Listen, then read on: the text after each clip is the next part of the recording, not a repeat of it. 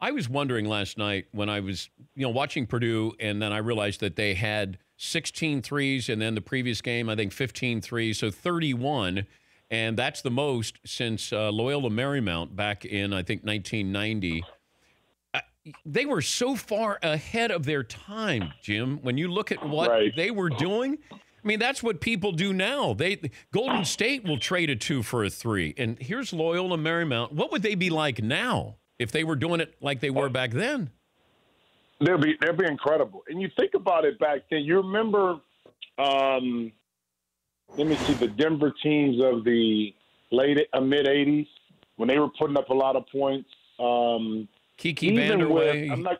Kiki, and they were putting up a lot because a lot about mismatches and smaller lineup. Don Nelson actually did it in the early 90s. Not that it was a 3-ball, but he went with a smaller lineup a lot with Mitch Richmond, Chris Mullin, and Tim Hardaway. He went small ball a little bit to try to force teams to match up.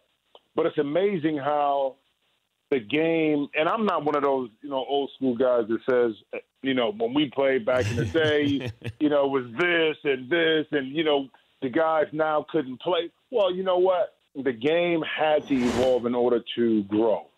And part of that evolution was not clogging up the lane, having freedom of movement, kind of more of a European style because it's such an international game. And now at the demographics, the 18 to 34-year-olds who really watch the game, buy the merchandise, that's what they like to see. So that's the game we have today. And as much as it frustrates a lot of people at times that, why don't you take the 2 instead of the 3?